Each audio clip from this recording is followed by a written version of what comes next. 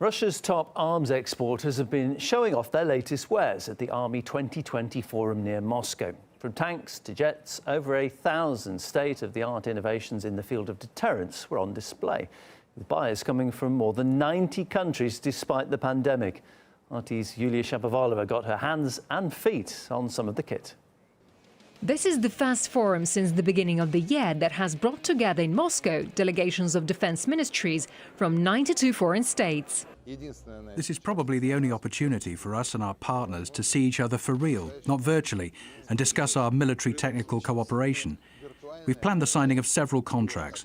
That's the supply of aviation weapons to China, helicopters and ground equipment to Belarus, contracts for the repair and maintenance of our equipment in Kazakhstan, etc. And that's hundreds of millions of dollars. More than 1,500 organizations and defense enterprises have demonstrated nearly 30,000 exhibits. Army 2020 is a good platform to meet with our customers, in particular with our main customer, Russia's Ministry of Defense. We've presented our latest achievements, both the Su and the MiG aircraft. The MiG-35 is our main export-oriented product. The Su-35 is the newest aircraft that's passed all types of tests. It's in service with the Russian Army, so it has a very good export potential too.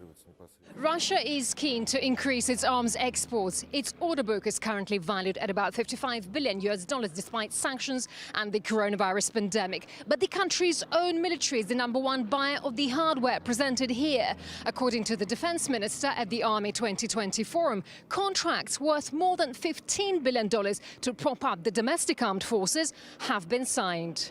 Indeed, Defense Minister Sergei Shoigu has noted that his department switched from purchasing small batches of equipment to really large contracts. Meanwhile, at the forum, there are plenty to choose from, including some interesting technical developments created in Russia. For instance, a number of novelties in the field of small arms were presented by the Kalashnikov holding. One of them is the new AK-19 assault rifle, the latest version of the AK-12 assault rifle, now chambered for 5.56mm NATO. Does it mean that the latest means the best? Well, in this particular case, I would say yes. I mean, we have to understand that AK-19 is a part of the family. Ever since AK-12 was seen in the hands of Russian soldiers, we started getting requests from all over the world. Can we get an AK-12, but in 5.56 by 45? Even though this round is developed in the United States and it's a standard NATO round, it's used all around the world, in the Middle East, Africa, and the Southeast Asia. Generally, Russian weapons are known to be a little rough around the edges, and we just wanted to fix that. First of all, we have this little elegant folding stock that you can adjust. For example, if someone is taller, he would need a longer stock, and it only takes a second to adjust it.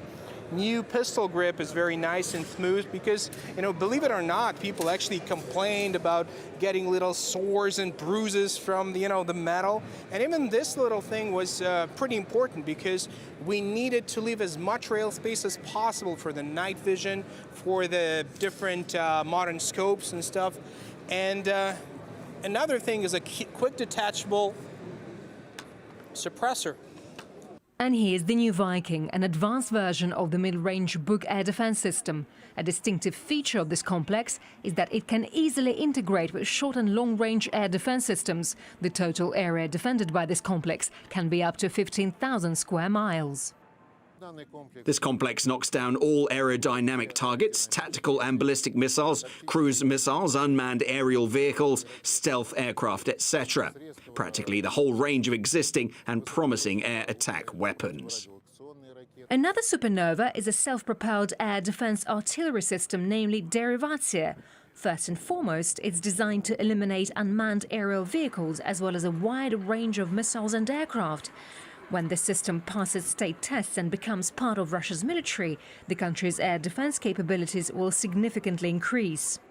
Obviously, Russia has quite a few mid- and short-range air defense systems capable of shooting down strike drones, like the Buk or the Panzer S systems. But their guided missiles cost hundreds of thousands of dollars. That's much more expensive than the drones themselves. On the contrary, shells used by Derivatia are cheap. The machine is small in size compared to the Panzer, for instance, that can also use shells.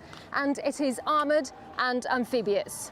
The T-14 Armata tank has a crew of 3 and performs tasks primarily of destruction. It has a 125mm cannon. According to many experts, in terms of combat capabilities, the T-14 is absolutely unique. Its brother, the T-15, is a heavy infantry fighting vehicle designed to transport a motorized rifle squad. It accommodates a crew of 3 and carries 8 troops. The T-15 IFV and the T-14 tank both have a universal Armata tracked platform. They have mutually compatible component parts and units. The Armata platform is completely digital. All of its systems are electronic and can be remotely controlled. These vehicles have fully automated systems and maximise crew comfort. I think the future belongs to such machines. Army 2020 is not just an arms display for foreign and domestic specialists and the general public, but also spectacular competitions for dozens of teams from different countries. The games include the tank biathlon and avia darts for the best Air Force pilots. No matter who the winner is, the atmosphere is great and friendly. I'm grateful to this forum because I see so many ordinary people visit it. That speaks of trust and unity between the army and society. There's also a very nice atmosphere here. There are servicemen around, not serious but joyful, smiling. They stretch out their hands to each other. Even though it's way too early to say how many contracts have been signed and announce the figures, organisers have already pronounced the forum successful. Yulia Shapovalova, RT.